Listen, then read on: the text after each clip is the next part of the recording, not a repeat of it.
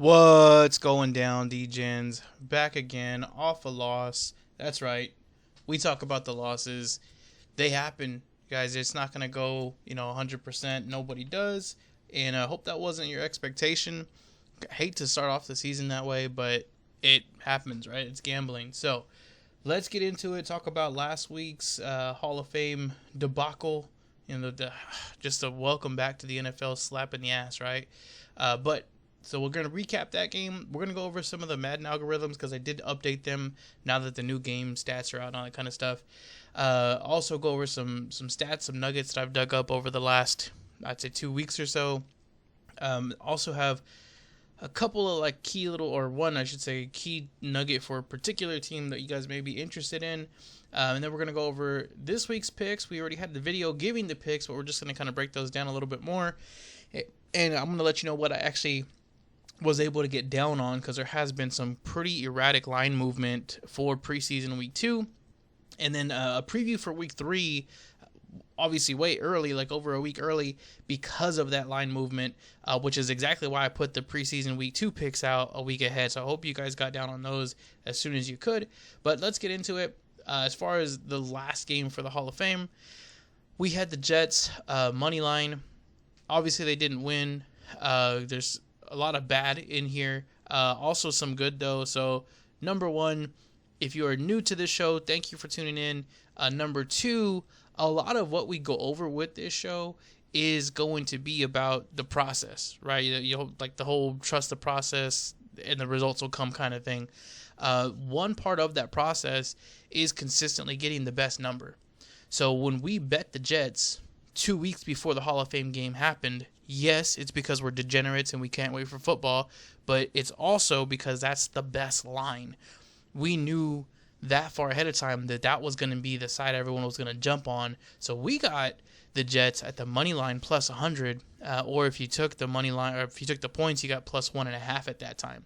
By the time we got to kickoff, it was down to Jets minus 1.5. In a lot of places, the money line was way over vigged. It was at like minus 130. I think I saw even a minus 135 there before kickoff.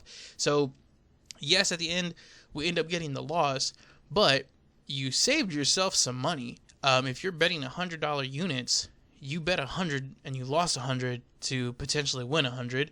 Whereas someone who jumped in a day or two before the game actually started, they bet 135 to lose that same $100. So they lost $135. So it is kind of those little edges here and there. Obviously, again, you'd love to win it. If you get a guaranteed win at minus 500, great, fucking bet it all day. But no one's gonna give you a guarantee. This is gambling. It's not a lock. It's not Home Depot.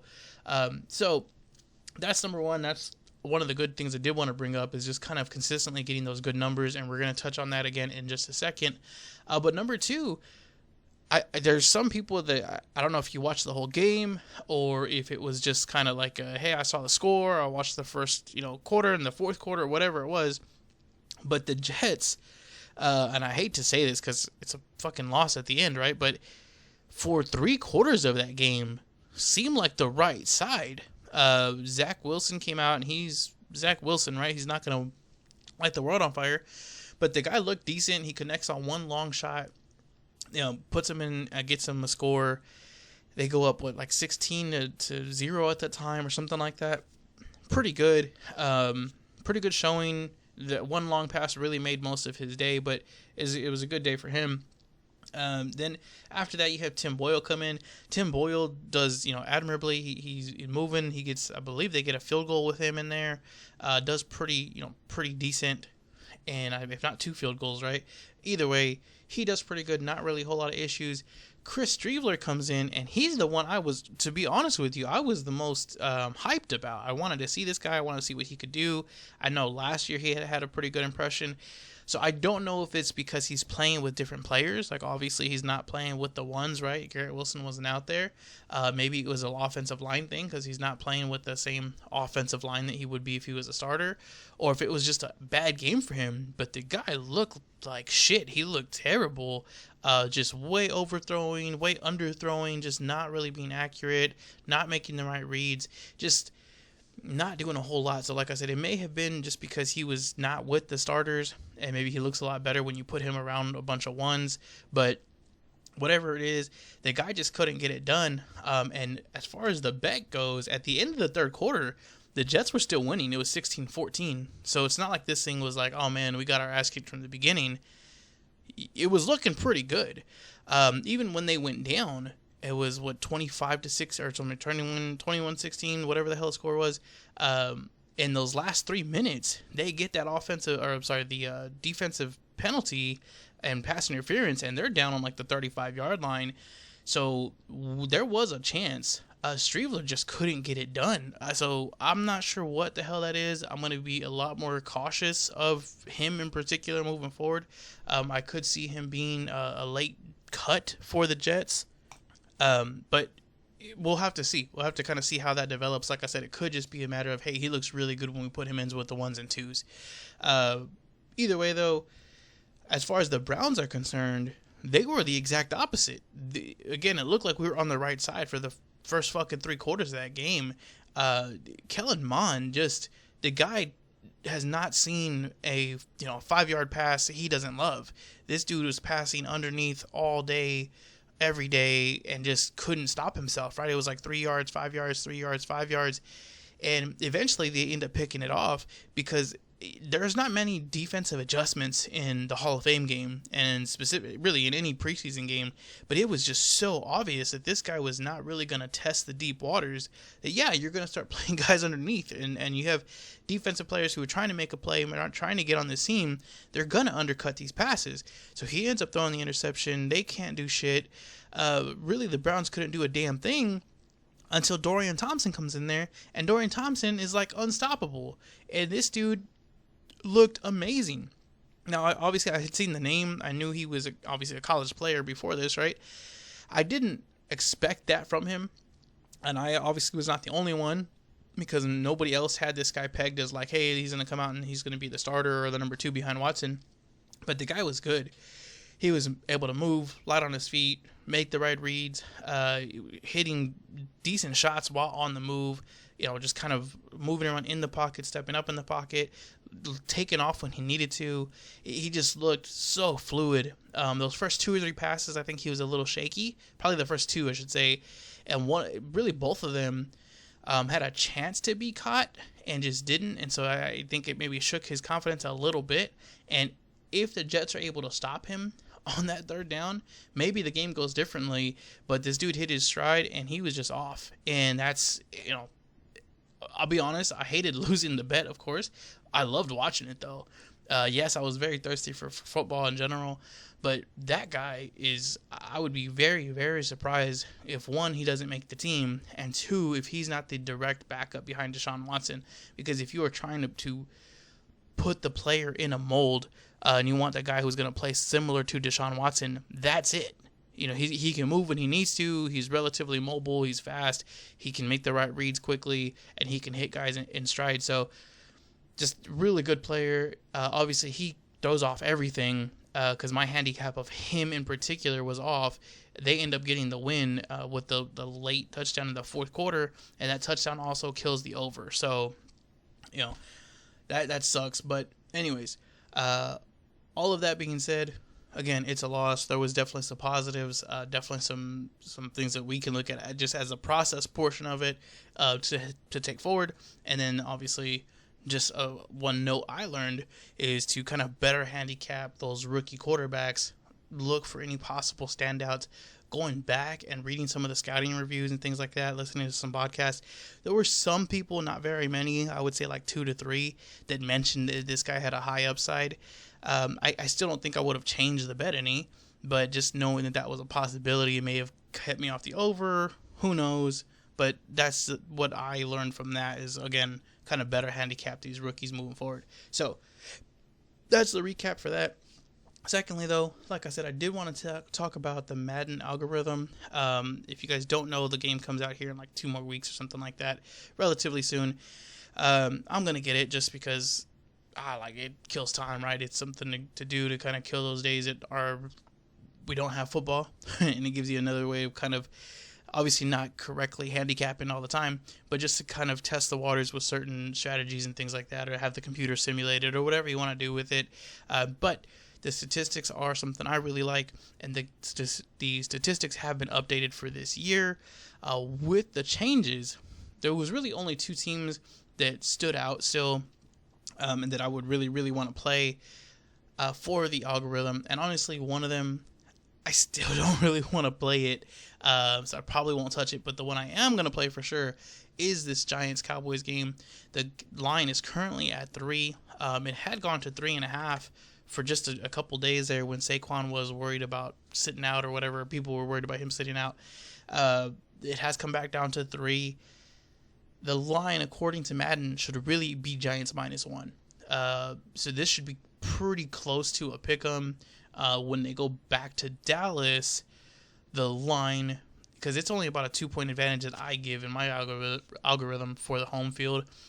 So if you take that off, then it should be 3 when they go to Dallas, and hopefully the Giants will actually be getting closer to like 5 or 6 at that point.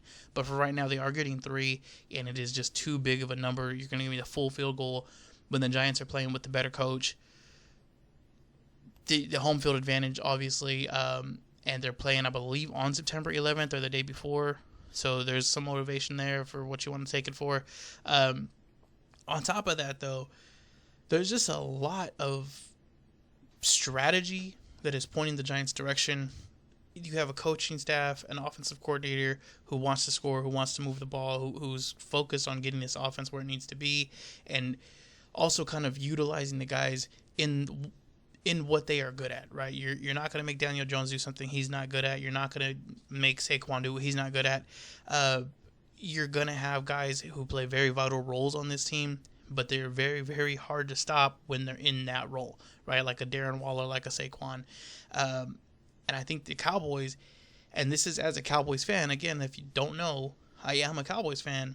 I don't think they're going to win this game, and I think they're going to have a really shit year. I think I said that last year too, and they did better than expected. But this year, without Kellen Moore, it looks so much worse. And every single quote that comes out of these guys is about their defense and how they want to slow the ball down and how they want to rest their offense and their defense, and they want to play a slow pace and all that kind of stuff. And it just irritates the shit out of me to hear these guys talk about that. So, number 1, give me the Giants and the points. Number 2, though, if you're not real sure about that, if you think that the Cowboys defense is going to come in and shut down the Giants, the play I feel most confident with in this one is the under. Give me the Giants-Cowboys under 47. Either way, I think this game ends up going under. Because if you look on the Cowboys side and you think that they're going to win or their defense is going to be that dominant to where they get them the win, then that's exactly right. You know, the defense comes out, they play their ass off, and this ends up being like a 17-10 kind of game where the Cowboys just have a stifling defense and just do enough to get the win on offense. And there's really not a whole lot of changes on that Cowboys offense. Obviously, Pollard is different from Zeke.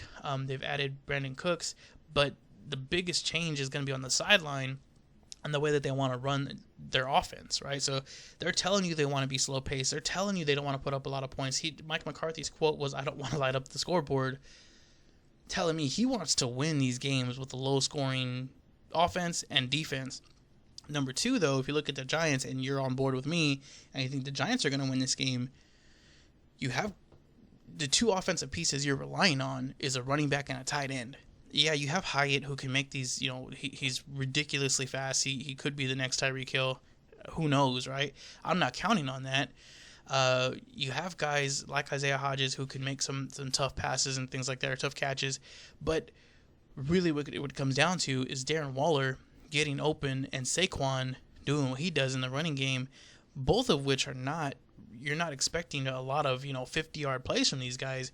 It's going to be a lot of, 5 yards at a time kind of stuff. And if that's the case, yeah, like I said, I think that they probably win. But secondly, I think it still ends up being a low-scoring game because it's going to take so long to get into scoring position, and you're going to take what the Cowboys defense gives you because you don't want to test that secondary. You don't want to test Stephon Gilmore and Diggs and turn the ball over, especially when you have to play a relatively, perfect kind of game. You're going to take a lot of the underneath stuff. This game, regardless of who wins, I see this game being like a 17-14, 17-20 kind of game. So give me the Giants and the points, because if it is 17-14 or 17-20, you're getting at least a push. And like I said, most importantly, and the one I feel most confident with is the under 47. I don't see this game going 24-23 or anywhere around that. So give me the under 47. Those are the two plays from the Madden algorithm. One just little note, and I'm just kind of throwing this in there as far as like a game planning, it's just thing to watch for week 1.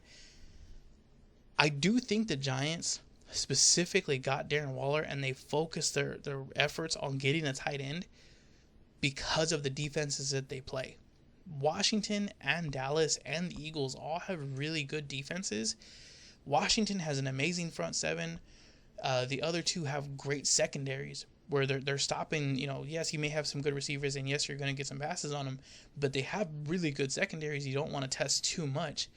The Cowboys have a guy like Micah Parsons who's great, but he does his work in the pass rush. He's trying to get at your quarterback. He's trying to stifle your run. It's a lot harder to do with Darren Waller because who are you going to stick on Darren Waller? You're going to most likely try to get Micah Parsons lined up with this guy because he's the best one-on-one contestant for Darren Waller. The problem is if you have him chasing around Darren Waller, he's not rushing the passer. So you're kind of losing that advantage. And if you don't put him on Darren Waller, now you got Darren Waller with the easy matchup regardless of who you try to put him with. And you're giving up the very short underneath stuff that's easy passes for Daniel Jones to keep the sticks moving. And that's going to be the same for pretty much everybody that the Giants play. Yeah, you could try to shut down the receivers, but they're not really counting on that. You could try to put your best linebacker on Darren Waller, but then you're taking that guy out of the run stop as well as the pass rush. And if you do take these guys off the ball and you're trying to dedicate them to Darren Waller, now you got Saquon Barkley. So it's a real good give and take as far as the offense is concerned.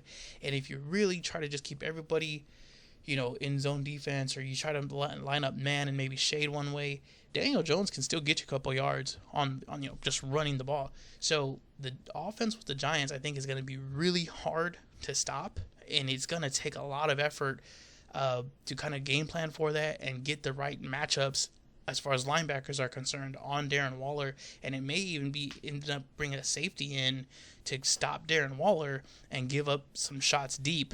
But again, with with Hyatt, that is still a concern because you have a guy that can just burn, and if he gets open, that's 6. So just something to watch for week 1.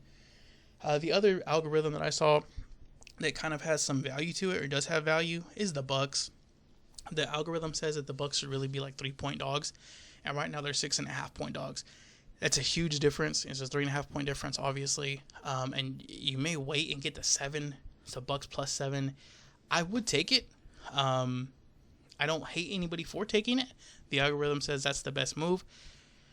I just don't trust them. Yes, the Vikings are due for a lot of regression. The Bucs offensive line is not great. The Bucs coaching staff is not great. Baker Mayfield is not great. This is maybe a spot that they could win because the Vikings don't have a great pass rush, and that's what really kills Baker Mayfield. So I would not be excited. I would not be surprised at all if the Bucs come out and just straight up win this game. I just don't trust it enough, especially because their secondary is not looking so great. They lost a lot of pieces in the offseason, and if Justin Jefferson can just keep the Vikings going and him and Addison keep the trains on time, the Vikings shouldn't lose that game. And if they're not going to lose, who knows how much they're going to win by, right? I'm not going to trust Baker Mayfield to keep any game close, especially when you're playing against big offensive weapons like that. So I'm not really touching it. If anything, I may put like a quarter unit on it or something just because, it's left in the bankroll at the end of the day before the game kicks off. I'm not super excited about it, but I did want to share that information with you guys. That's it for the Madden algorithm. As far as some notes real quick, just some little nuggets. The first two here, not super important, just kind of cool things to know. Number 1, the Seahawks do have the most travel this year of any team, so they're going to travel a total of 31,600 miles. Keep that in mind, especially towards the end of the season. When you see some back-to-back road spots, you see some, cross-country road spots, stuff like that. That may be difficult, especially because of just where they're located geographically, right? There's a lot of travel, a lot of time zones changing, all that kind of stuff, and it does take its toll.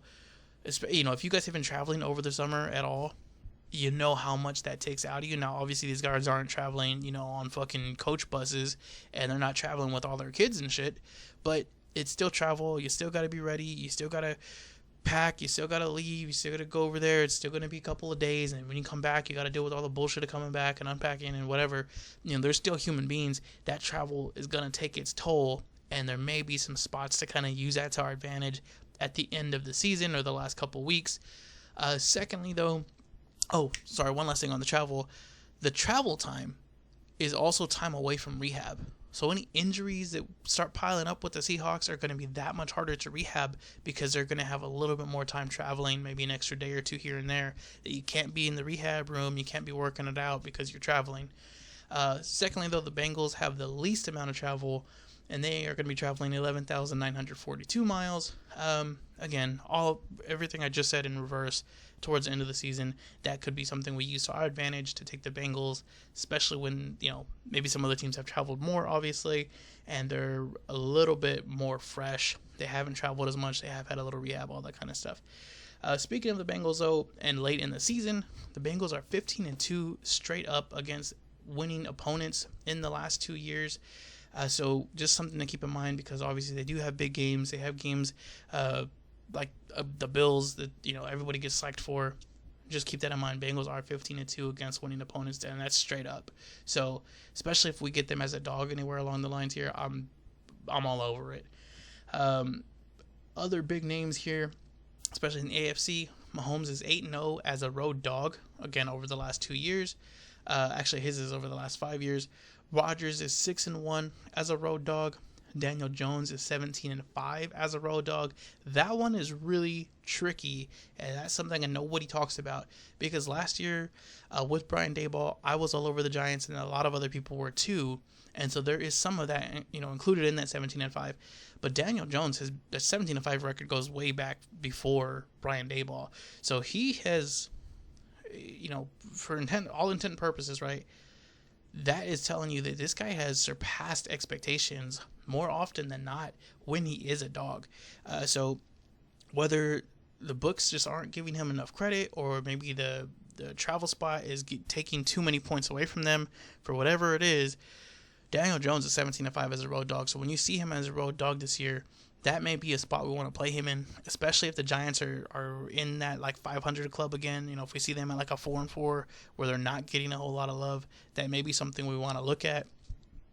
Bills are 33-10 against the spread when coming off 3 straight against the spread losses. So not going to happen super frequently, but at some point, I think this is more of a book thing, when the Bills are not covering the spreads, right? And they've had these huge spreads at times because they're a public team. Guys love them. They love the players, all that kind of stuff. They're fantasy relevant, all that kind of shit. Eventually, those lines start getting blown up, and they get a little, disproportionate, because you have guys that are just betting on them because they're the Bills. Well, at some point, when those lines get too big, they stop covering.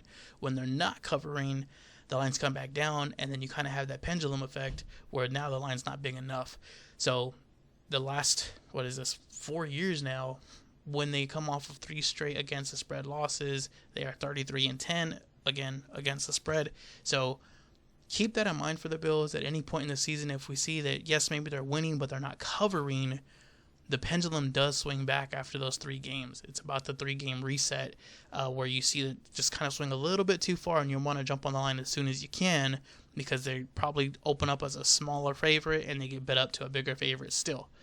Lastly, here, as far as these nuggets are concerned, and these are just statistical nuggets, the Browns are 2-10 against the spread versus the NFC West. More importantly, though, in the last 6 games, they are 0-6, straight up and against the spread when they play the NFC West, and they do play the NFC West this year.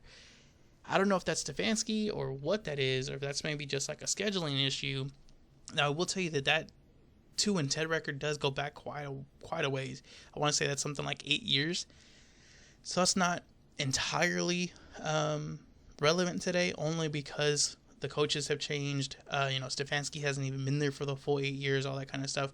The 0-6 is a little bit more relevant because that is mainly Stefanski at this point. But again, just something to kind of keep in mind. Guys like Kyle Shanahan, who is in the NFC West, he's been there. Sean McVay's been there. The Cardinals, obviously, that's a brand new coaching staff, so they have not been part of this 0-6. But just keep that in mind, and I would really look into that when it comes to the Browns playing the 49ers this year. But it's going to depend on what line we get for that game. So those are the statistical stats. There is one more stat that I want to go over with you, and this is more of a lean or more betting relevant, and this is, again, more my own take on this. The Vikings defensive line, which is rated 24th right now, and that's rated 24th per PFF, DVOA, different magazines, was it Football Focus, all that kind of stuff. They have them either 24th or very close to that spot. The defensive line or the front seven, however they list it, it's always the very back, like bottom 10, right? Very best is bottom 10. This year, they're going up against 9 top 10 offenses. So out of the top 10 offensive lines, they're going to play those teams 9 times. Those 9 teams, the Eagles, the Chiefs, the 49ers, the Packers, the Falcons, the Broncos, the Lions, the Packers again, and the Lions again. I would immediately lean towards their opponents in each of those games. And I've said this before, and I said this last year, and we made some pretty good money on this last year. Last year, week 2, the Eagles just put a mollywhopping on the Vikings, and that was because the Vikings could not stop the run. It was like embarrassing at a certain point where you just didn't even want to watch because the Eagles were just running all over the Vikings, and it was chunk yardage. It was like 8 yards, 15 yards, 10 yards, 8 yards. It was just a manhandling, and the Vikings got lucky in the scheduling department because they didn't play too many games like that. And the reason we made money on that is because later on down the line, the Vikings played the Cowboys, and that was being hyped up as this real big game. And I remember being on this channel and telling you guys the Cowboys are going to win that game because they're going to play exactly the way the Eagles played, and that is exactly what happened. The Cowboys put an ass whipping on the Vikings by just running the ball, getting big chunk yardage. Even Zeke, who had not been having a good season, was ripping off 8-10 yard runs. Pollard was going crazy. I think even Dak had 1 or 2 like really big runs. The Vikings defensive line, they just have not worked on it. They have not gotten any better at it, and they consistently give up those big runs and big running days. And I would take any one of those teams against the Vikings, especially because the Vikings are being still hyped from last year. Even though everybody that you possibly going to talk to is going to say, yeah, the Vikings are due for regression, the books have not really bought into it too much. I just showed you on the Madden algorithm, they're 3.5 point bigger favorites than they should be per the algorithm. And the algorithm is usually really, really close with what books have. The algorithm is usually within a point, maybe a point and a half of what the algorithm has. And it's typically even tighter than that. It's typically right on or like within a half a point. That's a big swing that the Vikings are being overestimated by. So keep an eye out for those teams in particular, and I would just about take them every single time, the opponent that is, over those Vikings teams. So that's something to look forward to. Now let's get into week 2 of the preseason. Went over, like I said, the picks last week. That video was out there. One of the picks, and I even had somebody mention it in the comments, is the Ravens. Right, the Ravens playing the Eagles. We have John Harbaugh, who is like the godfather of preseason football, versus Nick Sirianni, who has never won a preseason game. And that was just, it stood out like a big sore thumb. And I talked about it, and I've been hyping it up, and I've been playing that, and I've been talking about it since, fucking the end of June. I got down on that number as soon as I could. Now, my book, unfortunately, they capped me out at $110, so $100 ticket, right? I got it here at Ravens -3, and I'm pulling up the ticket just so you guys know that I'm not bullshitting you. I don't typically show the tickets. This is just strictly for the purposes of showing you that I'm not bullshitting with this. The line came out at the Ravens -3. I put down as much as I could, and that's all they let me do. I hopefully, other books out there were able to get more down on this, but for the Ravens game, it has gone from -3 to I believe -6 at this point. Let me just find it. Yep, it went from -3 to -6. A huge swing, just as we were expecting. But again, one big part of the process here is getting the best number. Like I said, that's why I put out the videos as early as I can, so you guys can jump on that. Hopefully some of you did at the Ravens -3. Again, getting these good numbers, even if we lose that bet, we know we got the best number. We know that we're getting the closing line value, and we know that as long as we're on the right side of these and we're consistently getting the best number, eventually it's going to turn. Eventually you're going to get the wins to come with that, because this is telling you that you're on the right process, you're on the right side. Now we just need the wins to come out. And a lot of these games are going to come down to fourth quarters, last drives, and basically come down to a coin flip. So at some point those coin flips go your way, right? And really the way that you're going to win a lot of money is you're going to have a couple of those coin flips go your way, one after the other. So you have 2, 3, 4 weeks of just a really good heater. But that's where we're at. So we got Ravens -3. Just a little bit of a further breakdown on that, because there has not been a whole lot of talk about the rotations or how they're going to do it or who's playing, who's not for that game. That game is not until Saturday, which will be the 12th. But just so you can see the lineups, the quarterbacks, obviously Lamar Jackson probably not playing in this game. Tyler Huntley, who did really good last year. Josh Johnson, who's been a pretty decent journeyman, kind of knows what the hell he's doing. Anthony Brown, also been in the league. All pretty good, very solid guys. Very, most of these guys are legitimate backup quarterbacks. Tyler Huntley, of course, the best out of the three, but these guys are all very competent quarterbacks and guys that I would take as my backup pretty much any day of the week on any team, as long as the coach is going to use them right. As far as the running back room is concerned, J.K. Dobbins is still sitting out. But as far as training camp talk has been, coming out, Justice Hill and Gus Edwards are kind of lighting up that backfield. So I'm not too surprised to hear that J.K. Dobbins is not like a big pain point for the Ravens. These guys are doing some good work. Gus Edwards is catching a lot of passes. The offense is changing. If anything, I expect them to throw more in this preseason game, because they may be trying to kind of work out some of the kinks and make sure that everybody's on the same page here when it comes to the passing game. So Justice Hill and Gus Edwards, I wouldn't be surprised if at least Gus Edwards gets a series, maybe 2, and Justice Hill gets maybe 2 or 3, and they get some passes thrown their way just to kind of start working on this offense. Behind them, you have Melvin Gordon, who's, of course, over the hill a little bit as far as football age goes, but still competent, especially if you're going to be putting him up against, 4th and 5th string guys who are not going to be in the league soon. And then you have some rookies back there that'll probably round out that fourth quarter. I don't know how much you're going to see Zay Flowers. I'm kind of hoping you don't see him a whole lot, if any, because I love the dude for fantasy. But if we do, he's probably going to put on a little bit of a show. Devin Duvernay, Nelson Aguilar, those are your backups. Those are the guys that are probably going to come in and start the first quarter. Laquan Treadwell has been apparently doing pretty decent in red zone, as well as like deeper passes. So you have some guys there, James Porsche there, who can make some plays for you. And then, like I said, you're going to put them just with some competent quarterback play. So that's the Ravens. As far as the Eagles are concerned, obviously Jalen Hurts probably isn't going to be in there. Mariota may or may not be in there. They haven't put any word on it just yet. Mariota's really concerning to me, mainly because of the way he ended his time in Atlanta, and that he kind of tried to step away from football, it seemed like. Just who knows how much he's going to be in there, and who knows how great he's going to be, especially if he's not playing with the ones as far as like the receiving talent is out there. Tanner McKee, he comes from Stanford. I did do more research on this guy. Have not heard anybody talking about any high upside for McKee. He went 6-16 there in his college career. Decent arm, can throw it pretty accurate, not really mobile, not really a threat to run around. And honestly, there's stretches where he's just like a real streaky quarterback, because there's times where he'll be right on target, and then there's like 4, 5, 6 throws in a row where he's just way off. So maybe he's worked on some of that, but as a rookie, I don't think we're going to see a whole lot of changes to that side of his game.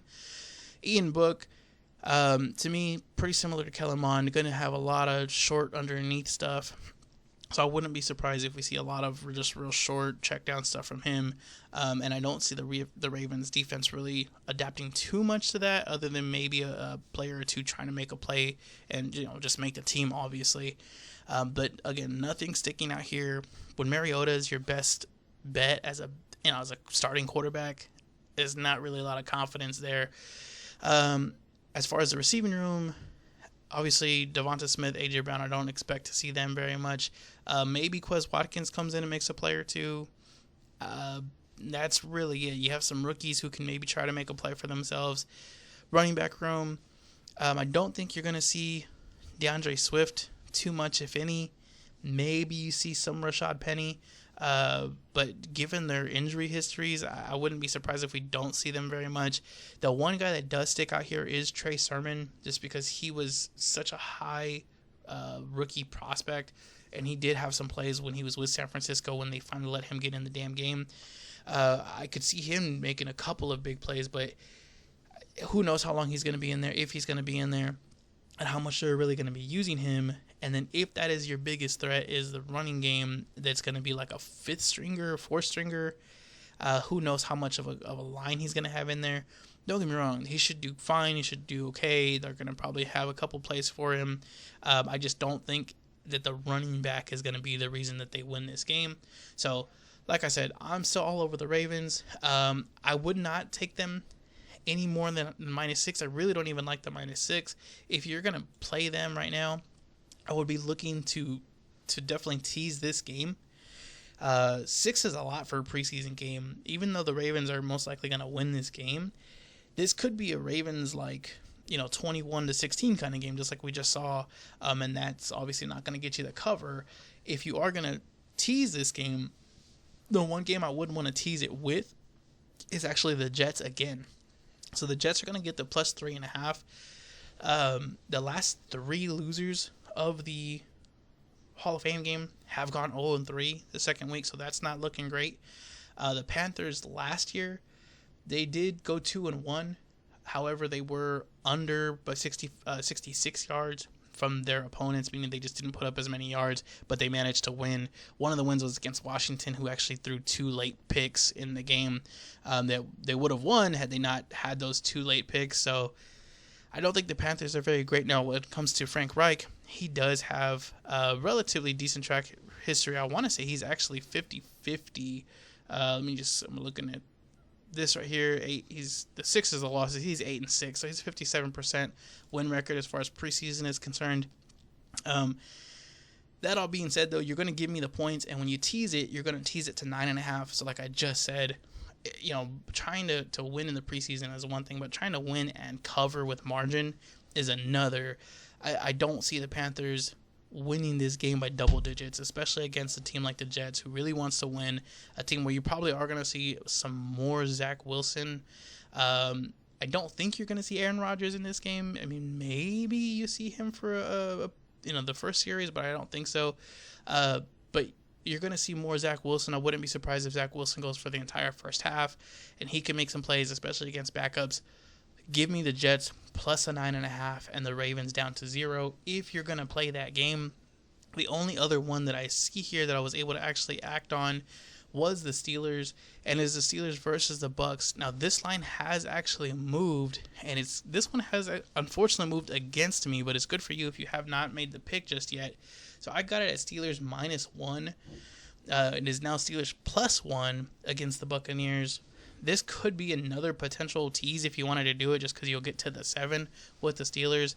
I'm not doing it. I took the Steelers just the -1, and then the Ravens -3. But the Steelers, the quarterback rotation is just much better. And let me actually just pull it up for you real quick. Quarterback rotation: Kenny Pickett, Mitch Trubisky, Mason Rudolph. Those are the 3 guys. I don't think you see Kenny Pickett in this game. Maybe you see him for a series, but you're probably going to see a lot of Mitch Trubisky, some Mason Rudolph. Both of guys have been starters before. They've won games before. They've led offenses before. They've been in this Steelers system. I think you're going to have quarterbacks who are coming in very competent, with a Mike Tomlin who has actually been really, really good preseason. Mike Tomlin, I just wrote this down. He is, in the course of his entire career, He's 31-24 preseason, but the last 2 years he's 6-1 straight up and 5-2 against the spread. Really, really good stats from Mike Tomlin in the last 2 years. So you have a coach who wants to win, who's been putting some effort into winning these games with a good quarterback rotation. Tanner Morgan, who knows how good he is. Saw some highlights from him as far as like just YouTube plays are concerned. Looks okay. He has a decent arm. Really couldn't see too much that would strike fear in the hearts of defenses. But is he good enough to just maintain what's in there to not turn the ball over every pass? Probably. As far as running backs are concerned, you do probably see Jalen Warren to start, and then Anthony McFarland, and then you have a little hodgepodge of some rookies and things like that, like Darius Haggins afterwards, probably in the second half. As far as receivers are concerned, that's probably the weakest point on the Steelers team. Miles Boykin should lead that field, especially as we get to the second quarter, third quarter, and then a bunch of just kind of like okay guys, if you want to call them that, for preseason. The offensive line though should be really improved, and they should really give these quarterbacks some time to work, especially when you got Broderick Jones, your first round draft pick, coming in off the bench. That says a lot. And I think that second string set of offensive linemen is going to look pretty good for the Steelers, and that is an issue for the Buccaneers. As far as the Buccaneers are concerned, like I said, you're probably not seeing the starter here either, which is Baker Mayfield. You are most likely going to see Kyle Trask and John Wolford for pretty much the entire game, most likely just one half each. Kyle Trask is probably the bigger threat here because he could do a little bit more as far as just throwing downfield. John Wolford, if he is doing what we're thinking he's going to be doing, is going to probably be doing a lot of underneath stuff in the second half, a lot of short passes, which honestly, if there has to be a time for that, let me play against that in the second half when I'm trying to come back and win if I'm down and your guy is really not trying to push the issue and he's not trying to maintain a lead. He's just trying to not throw interceptions. So I don't mind that. Kyle Trask I could see coming out and having a decent start. Who knows as far as like the receivers are concerned. Trey Palmer, David Moore. These guys, if you guys see something that really stands out to you as far as the receivers are concerned, let me know. I don't expect to see any of the starting receivers in this game. As far as the running backs are concerned, I don't think you see Rashad White. Maybe you see Chase Edmonds. I don't even think that necessarily. Keyshawn Vaughn is probably going to be the starter here. And then you're going to get into some rookies who, again, we'll see what they have. A lot of these guys on the offensive side of the ball are rookies that are making this lineup. And they could be great. They could be just okay. And who knows what we're going to see. But what I can tell you is that the coaching staff here with Todd Bowles is not going out on any limbs to try to win a preseason game. They're going to try to keep everybody as healthy as possible and just get out of the game with whatever, coaching thoughts that they can get out of it as far as starters and backfield depth and all that kind of stuff. That's really their objective. They're not going out there to try to win. At least they have not been doing that in the past. So that's why I'm taking the Steelers. I would honestly take the Steelers money line versus the Bucs. I know people say that the 1 point is a big deal in the preseason. In this case, if you're looking at my bookie, go ahead and take the +1 because the VIG is -110 or the money line is -106. So you just pay the 4 pennies to get the 1. But I don't think that's going to be a huge issue. For as much talk as I hear about the preseason ending on 1 point, it doesn't happen nearly as much as they keep, inferring that it does. So either way, give me the Steelers plus the 1 just because it's not going to really cost you much of anything.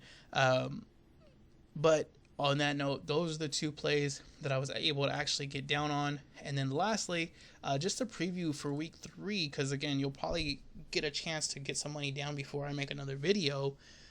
The week 3 picks. The Jets money line over the Bucs. So again, we have the Jets in here. The Jets are my favorite preseason team with their depth, with their quarterback rotations, especially because in that week 3 game, we probably do see Rodgers for at least a series, and he's probably getting a score. He's probably going to want to get a score before he gets off the field.